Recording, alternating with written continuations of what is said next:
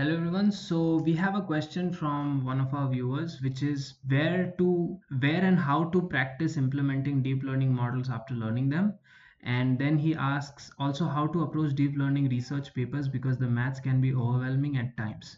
Does implementing them help by the way in terms of job, or it's just academics? Okay, so we'll deal with the first question first, which is where and how to practice deep learning. So I will tell you where I practiced, but I think there can be some other resources as well. So my personal favorite place is Kaggle.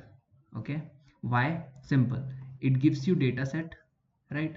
It gives you data set. Also, it gives you a Jupyter notebook.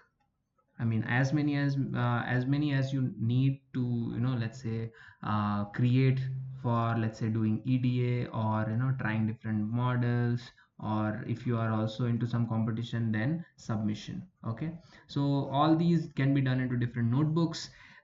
After that, there is also support. So if you, let's say, comment there, you are more likely to get an answer than, let's say, somewhere in Stack Overflow or other places. Okay, so this is my favorite. Obviously it takes some time in order to understand, because the problem with deep learning is that you need to at least know PyTorch or TensorFlow. Now knowing this itself takes time. Okay, especially if you are, let's say, a beginner who is starting with coding or does not know a lot of Python. Even if you know Python and all those things, starting and trying to implement even basic models in PyTorch is actually time consuming, and same thing for TensorFlow. Okay, so I think where and how. So where is covered? Kaggle. Again, this was my experience. If you find some better resources, or if somebody is able to guide you to some other places which are better than this, then it totally depends on that. This is how I learned. Okay, and how to practice implementing models after learning them. Obviously, learning is a very important thing, but practice. Subscribe to my channel maybe, or if you will say, then I will try to create some practice sessions, I would say, where we will be implementing basic data set, not the usual ones. Let's say some not so famous, because most of the learning does not happen in the famous data sets. Actually, most of the learning happens with data sets that are a little bit, or let's say to a certain degree, challenging. Okay, so those are the ones that I'm going to select. I'll also make a video on the top 5 datasets you should practice on based on category. So let's say you want to do object detection. What is the top 5 dataset? Not only the most famous ones, maybe that also, but most challenging ones, and the ones that are going to help you the most in learning deep learning. Okay. Now, second part of the question is also how to approach deep learning research papers. Now, how do I approach? Mostly, I think what matters is interest, and what you are planning to do with your learning. So for me, I was very interested in research, so I did read a lot of paper. I am reading some papers basically on RAG and others. But again, that is something, it is in pipeline. How to approach it? Because maths can be overwhelming. Yes, maths can be overwhelming, and it is overwhelming. Learning attention mechanism took me, in terms of days. It did not take me hours, it took me days to implement my basic neural network in NumPy. It took me, the entire thing took me 1 week. So yeah, maths can be disturbing, because just using nn dot linear, you don't learn anything, right? When you say sklearn, when you say you use sklearn dot whatever linear regression, you learn nothing and the model learns everything. So that is the problem. So yeah, math, you have to deal with math. There is no way out. You have to deal with the maths, and it can be overwhelming at times. Definitely, I totally agree. But it's a tough pill to swallow. But yes, that is what you have to do. Does implementing them help, by the way, in terms of job or just academics? I think it helps in both.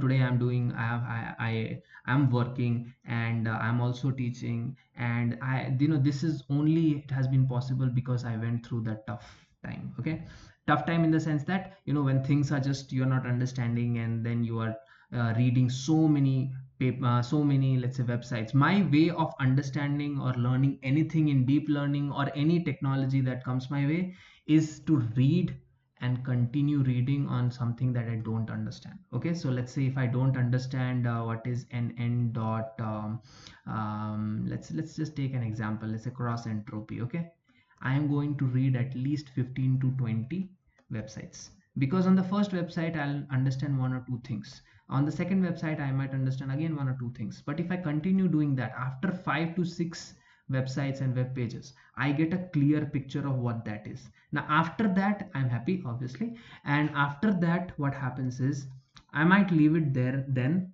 but again I'll get back once I'm able to implement, because I think implementation comes in between. Expertise comes after implementation. Okay, so we are able to implement so many things, but we are not experts on those things. So does implementing them, by the way, help in job? Yes, why not? In job is also where your skills will be tested. Or in academics, or is just academics? Yes, it is definitely academics, but I think having that in your resume and going for a job, and in your job it's going to be very very helpful. So I'll strongly suggest you reading those research papers, but again, don't have a lot of expectations that, oh, you'll be able to finish it in 1 hour or 2 hours. No, you have to understand it's going to take you days. Okay, especially if it is a challenging, if I'll challenge anyone who is learning, who's reading this. There is a paper, very famous paper.